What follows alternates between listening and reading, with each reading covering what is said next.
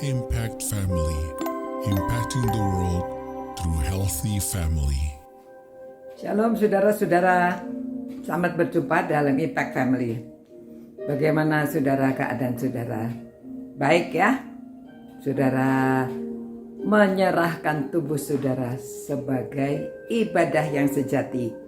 Nah, kalau kita ibadah yang sejati, maka kata Paulus ya, janganlah kamu menjadi serupa dengan dunia ini, tetapi berubahlah oleh pembaharuan budimu, sehingga kamu dapat membedakan manakah kehendak Allah, apa yang baik, yang berkenan kepada Allah, dan yang sempurna. Ya saudara, bagaimana caranya? Janganlah kamu menjadi serupa dengan dunia ini. Ya, saudara, ada sebuah cerita.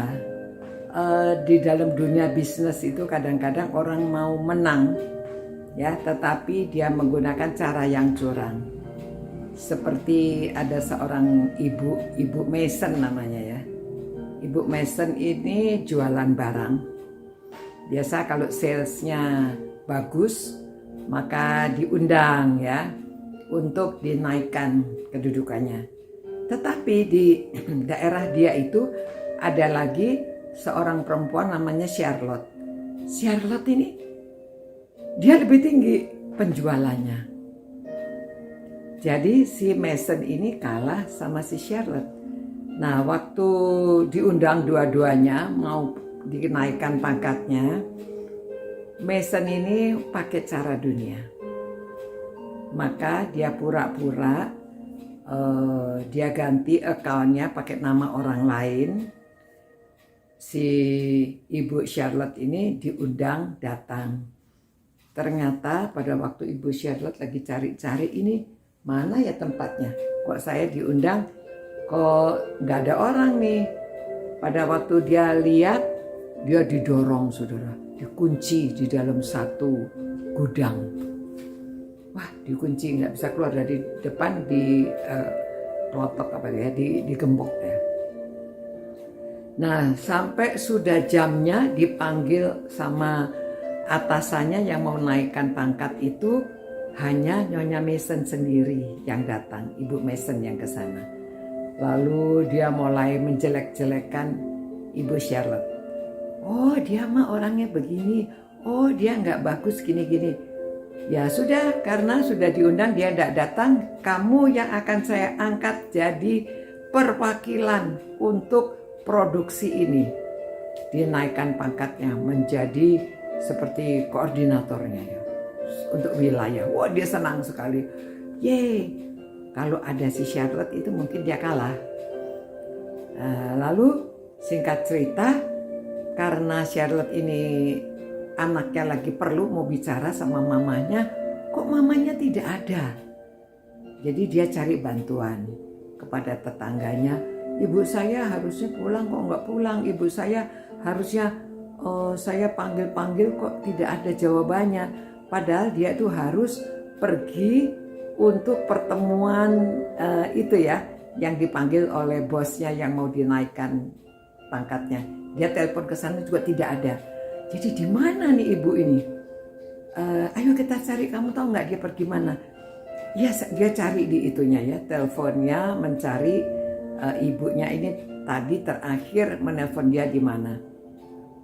Akhirnya ketemu saudara, bertemu, dia lihat ada mobil ibunya tetapi nggak ada orang.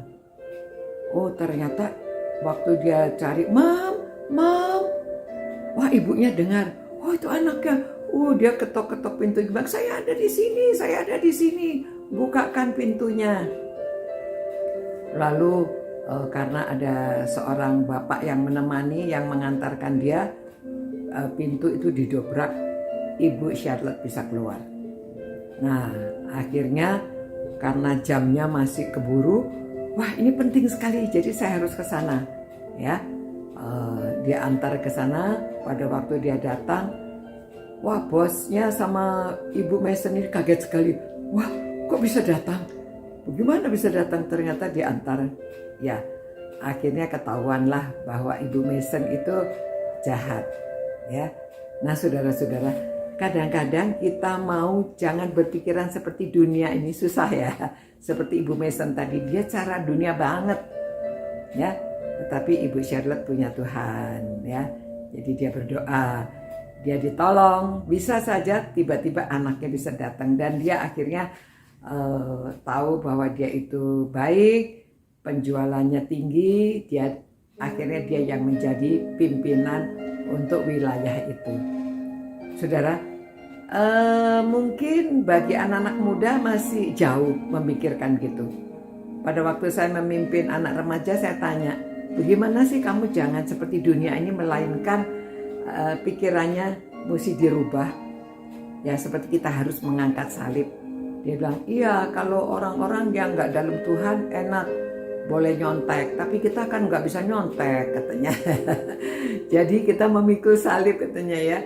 Jadi kami tidak seperti dunia, tetapi sekolah dengan rajin dan tidak nyontek pekerjaan orang lain.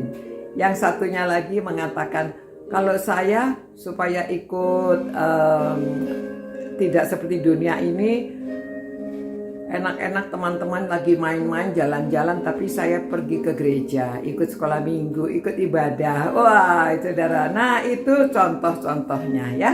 Mari saudara-saudara, kita jangan, pikiran kita harus dirubah. Jangan seperti dunia ini. Tetapi kita tahu mana kehendak Allah, yaitu apa yang baik, apa yang berkenan, dan yang sempurna. Itulah kehendak Allah. Ya, mari kita menjadi anak-anak Tuhan yang melakukan kehendak Tuhan.